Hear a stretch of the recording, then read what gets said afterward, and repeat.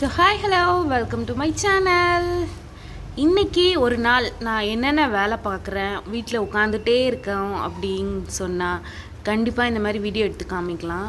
இன்றைக்கி எங்கள் வீட்டில் நான் என்னென்ன வேலை செய்ய போகிறேங்கிற வீடியோ தான் பார்க்க போகிறீங்க. அதுக்கு முன்னாடி என்னோடய மணி பிளான்ட் வந்து கொஞ்சம் கொஞ்சமாக க்ரோ ஆகிட்டு இருக்குது. அப்படியே இது வந்து சிங்கார வேலனை பார்க்க போனோன்னா அங்கே வர வழியில் இந்த செடி இருந்தது. இதுக்கு நம்ம ஆதரவு கொடுப்போமேன்னு இதை பறிச்சிட்டு வந்து இங்கே வச்சாச்சு. அப்படியே என்னோடய வெத்தலை கொடியும் கொஞ்சம் கொஞ்சமாக க்ரோ ஆகிட்டுருக்குது. ஸோ நம்மளோட வீடியோவை நீங்கள் இதுதான் ஃபஸ்ட் டைம் பார்க்குறீங்க அப்படின்னா கண்டிப்பாக சப்ஸ்கிரைப் பண்ணிவிட்டு பாருங்கள். ஸோ வாங்க வீடியோக்குள்ளே போயிட்டு நான் இன்றைக்கி என்னென்ன வேலை பண்ணுறேன், ஆடி பிறக்கிறதுக்கு முந்தின நாள் நான் வீட்டை என்னென்னலாம் வேலை பார்க்குறேன் அப்படின்னு பார்க்கலாம். ஸோ வாங்க வீடியோக்குள்ளே போகலாம். இன்றைக்கி எங்கள் வீட்டில் என்ன லஞ்சுன்னு பார்த்தீங்கன்னா பிரியாணி தான் ரெடி ஆகிக்கிட்டு இருக்கு. தம் போட்டிருக்கேன். அப்படியே பார்த்தீங்கன்னா ப்ராக்கலி அப்படியே ராவாக கொடுத்தா சாப்பிட மாட்டான். அதனால் ப்ராக்கலி முட்டை ஆம்லெட் அதுதான் இன்றைக்கி எங்கள் வீட்டில் லஞ்சு. செஞ்சு முடிச்சுட்டு காமிக்கிறேன். அப்படியே மஷ்ரூம் வந்து கொஞ்சம் எடுத்து வச்சுருக்கேன். எதுக்குன்னா ஒரு சின்னதாக ஒரு சாட்டை பண்ணி கொடுக்கலான்னு. இதுவரை மஷ்ரூம் வந்து இந்த மாதிரி நீங்கள் சாட்டை பண்ணி சாப்பிட்டது இல்லை அப்படின்னா கண்டிப்பாக ட்ரை பண்ணி பாருங்கள். கண்டிப்பாக உங்களுக்கு ரொம்ப ரொம்ப ரொம்ப பிடிக்கும். செம்ம டேஸ்ட்டாக இருக்குது. இது இந்த மாதிரி குட்டி குட்டியாக சாப் பண்ணி மஷ்ரூமை போட்டுட்டு ப்ராக்கலி இருந்தால் போடுங்க, இல்லாட்டி தேவையில்லை. மஷ்ரூம் மட்டும் இருக்குன்னா மஷ்ரூம் மட்டும் இந்த மாதிரி கட் பண்ணி போட்டுட்டு கொஞ்சோண்டு இஞ்சி பூண்டு பேஸ்ட்டு எண்ணெய் ஊற்றி எண்ணெயிலேயே நல்லா வதக்கி எடுத்துட்டு அப்புறம் வந்து மேலே பெப்பர் பிடிக்குங்கிறவங்க பெப்பர் தூள் போட்டுட்டு சாப்பிட்லாம். இல்லைன்னா மிளகாத்தூளே போதும். போட்டுட்டு நல்லா எண்ணெயிலே ஒரு 5 நிமிஷம் தீயாமல் வதக்கி எடுத்து சாப்பிட்டு பாருங்கள். சம்சமாக இருக்கும். ட்ரை பண்ணி பாருங்கள்.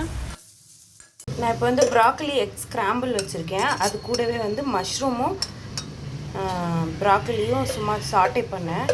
அதை வச்சுக்க போகிறேன். கமகமான மஷ்ரூம் பிரியாணி சூப்பராக ரெடி ஆயாச்சு. ஆவி பறக்க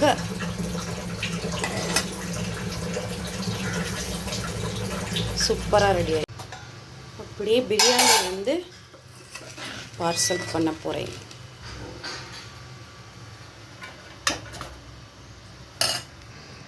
மஷ்ரூம் பிரியாணி சூப்பராக கமகமன்னு ரெடி ஆயாச்சு. ஸ்கூலுக்கும் பேக் பண்ணியாச்சு. இன்றைக்கான லஞ்ச் மஷ்ரூம் பிரியாணி. ஸோ ஒரு வழியாக லஞ்ச் பாக்ஸ் வந்து பேக் பண்ணி எங்கள் வீட்டு குட்டி வந்து ஸ்கூலுக்கு கிளம்பியாச்சு. அவரை ஸ்கூலுக்கு விட்டுட்டு ஒரு 1/2 ஹவர்லேருந்து 1 ஹவர் வந்து கொஞ்சம் ரெஸ்ட் எடுத்தாச்சு. ரெஸ்ட் எடுத்துகிட்டு வீடெல்லாம் க்ளீனாக கூட்டி பெருக்கி எடுத்து முடிச்சுட்டு மாப்போட தான் ஸ்டார்ட் பண்ணியாச்சு. இந்த கேப்பில் சைடில் வந்து இருந்த மொத்த துணியும் துவைக்க போட்டாச்சு. இருக்கிறதுலையே ரொம்ப கஷ்டமான வேலைனா எனக்கு வந்து மாப் போடுற வேலை தான். நான் மாப் போட்டேன்னா எங்கள் வீடு டாப் டு பாட்டம் இப்படி தான் க்ளீன் பண்ணுவேன். ரொம்ப ரொம்ப கஷ்டமான வேலைங்க மாப் போடுறது. ஆனால் வந்து வெயிட் ரெடியூஸ் பண்ணணும்னு நினைக்கிறவங்க தாராளமாக மாப் போடலாம். எனக்கு வந்து அவ்வளோ தண்ணி வந்து நம்மளுக்கு வேர்வையாக கொட்டிக்கிட்டே இருக்கும். அந்தளவுக்கு வந்து நம்ம சோம்பேறியாக இவ்வளோ நாள் உட்காந்துட்டு திடீர்னு ஒரு ஹார்டான வேலையை பண்ணால் இப்படி தான் இருக்கும்னு நினைக்கிறேன். இப்படி தான் இருக்கும்.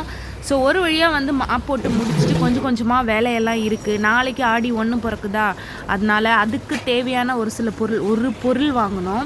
இன்னொன்று கடைக்கு போய் கொஞ்சம் திங்ஸ் வாங்க போகிறேன். வாங்கிட்டு முக்கியமான ஒரு பொருள், ரொம்ப நாளாக வாங்கணும்னு நினச்ச ஒரு பொருள், ஆடி மாதம்னா இது தாங்க ஃபேமஸ்ஸு, அந்த பொருளை தான் வாங்க போகிறேன்.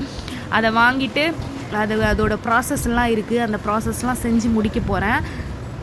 அது மட்டும் இல்லாமல் ஆடி மாதம் பிறந்தாலே வந்து நம்ம வீட்டில் கண்டிப்பாக வந்து கோயில் குளம்னு எல்லாரும் போவோம். அதே மாதிரி தான் நானும் வந்து இந்த ஆடி மாதம் எப்பவும் போல், இது போன வருஷம் போல் எல்லா வருஷமும் போல் கோயிலுக்கு தான் போவேன்.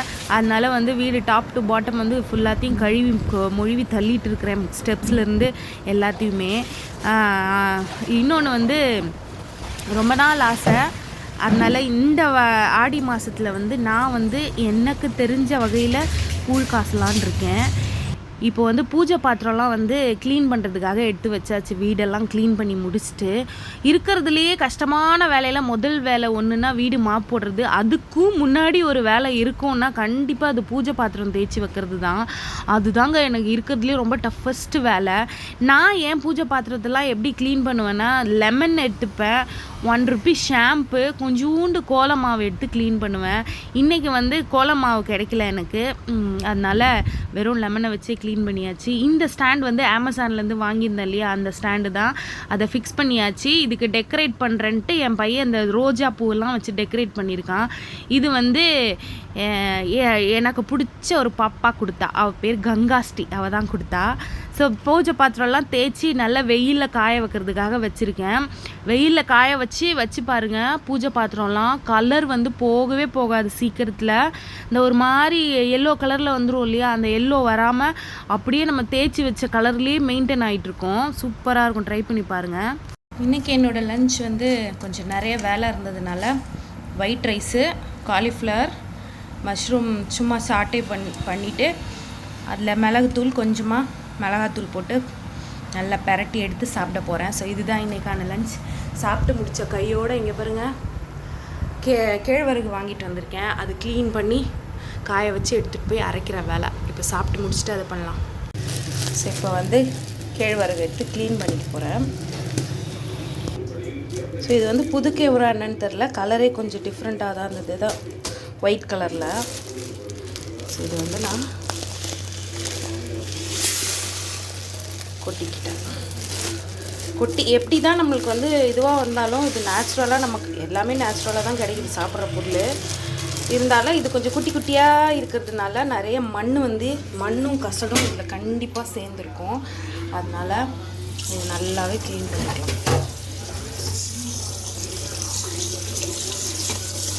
இதில் கல் மண் எது இருந்தாலும் ஒரு 2 to 3 டைம்ஸ் வந்து நல்லா க்ளீன் பண்ணி எடுத்துக்க போகிறேன்.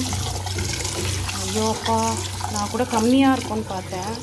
பாருங்கள் மக்களே, எவ்வளோ கசடு இருக்குது. தெரியாமல் வாங்கி அப்படியே அரைக்கிறவங்கெல்லாம் வயிற்றுக்குள்ளே எவ்வளோ போகுன்னு பார்த்துக்கோங்க. நரேன்னு ஒரு 2 to 3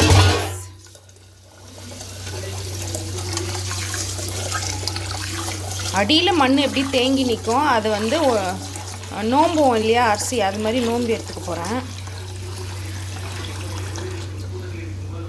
இதெல்லாம் வந்து இந்த சப்பையாக இருக்கிறது ப்ளஸ் டஸ்ட்டு, அந்த கலர் வந்து தண்ணி மாறுற வரைக்கும் க்ளீன் பண்ணி எடுத்துக்கலாம். இப்போ ஓரளவுக்கு கலர் வந்து தெரியுது.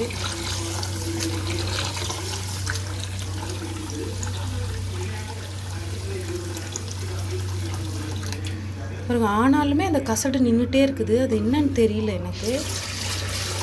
ஸோ அது போகிற வரை நான் வாஷ் பண்ணிக்கிட்டே தான் இருக்க போகிறேன். இதில் வந்து பாதி தான் நான் வந்து அரைச்சி எடுத்துக்க போகிறேன் கூழுக்காக, பாதி வந்து டிஃபனுக்கு தான் எடுத்து வைக்க போகிறேன், இட்லிக்காக.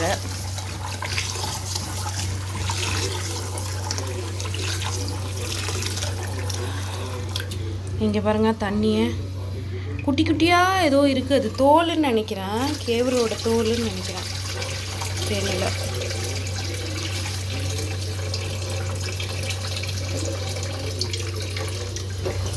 அப்பாடியோ, இப்போ தெரியுதா? கலர் வந்து ஓரளவுக்கு நல்லா டிரான்ஸ்பரண்ட்டாக தெரியுது, உள்ள கேவரு எந்த கலரில் இருக்குதுன்னு.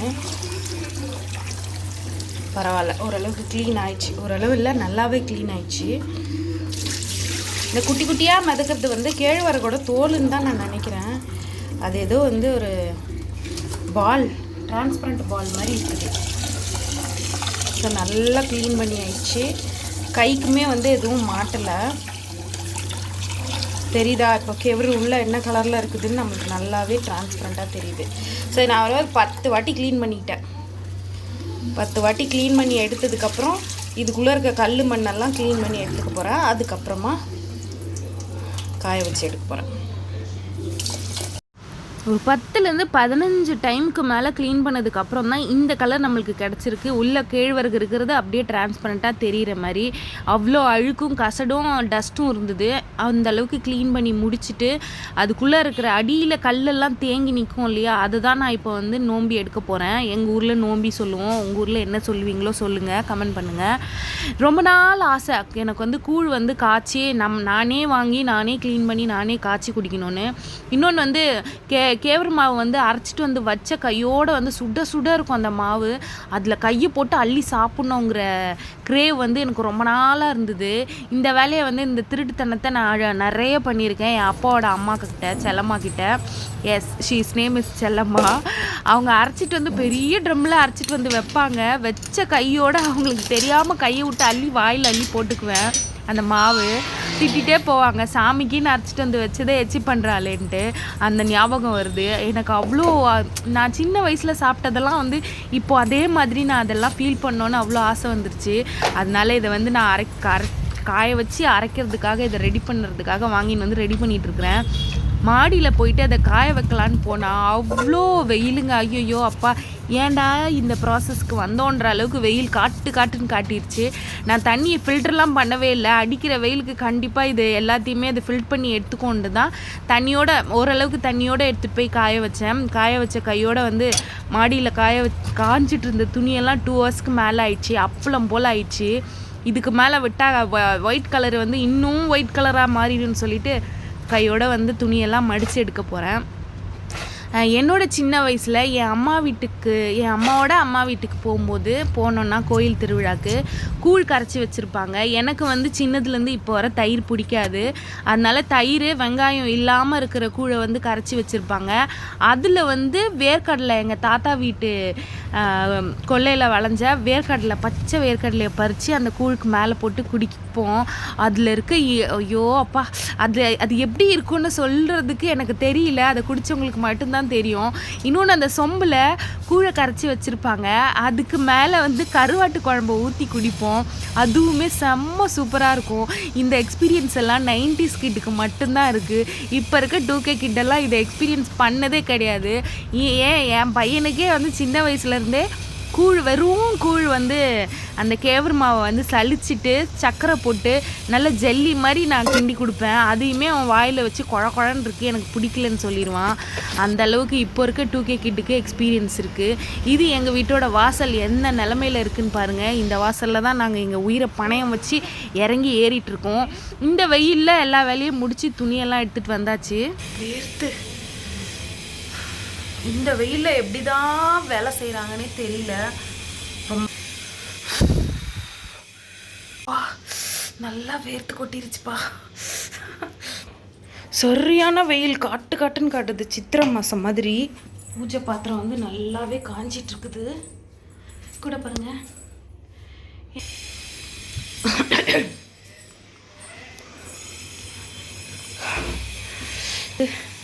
இந்த ஃபேனை ஆன் பண்ணாதாங்க மூச்சே வருது. ட்ரெஸ் எல்லாம் எடுத்துன்னு வந்தாச்சு. இப்போ இந்த ட்ரெஸ் எல்லாத்தையும் அடுக்கி வைக்கணும். அதுதான் பெரிய வேலையே. யார் ட்ரெஸ்ஸு எங்கெங்கே வைக்கணுங்கிறதுல தான் பெரிய கஷ்டமே இருக்குது. பூஜை பாத்திரம்லாம் எடுத்துகிட்டு போயிட்டு போட்டு வைக்கலாம். நல்லா பளபளன்னு ஆயாச்சு. கலர் கருத்தே போகாது. நீங்கள் கூட இந்த மாதிரி நல்லா காய வச்சு அதுக்கப்புறம் பொட்டு வச்சு பாருங்கள், சூப்பராக இருக்கும். ஸோ பூஜை பாத்திரத்துக்கெல்லாம் பொட்டு வைக்க ஸ்டார்ட் பண்ணியாச்சு. பொட்டு வந்து பூஜை பாத்திரத்துக்கு மட்டும்தான் வச்சுருக்கேன். பூஜை ரூமில் வந்து சாமி படங்களுக்கெலாம் ஆல்ரெடி பொட்டு வச்சாச்சு.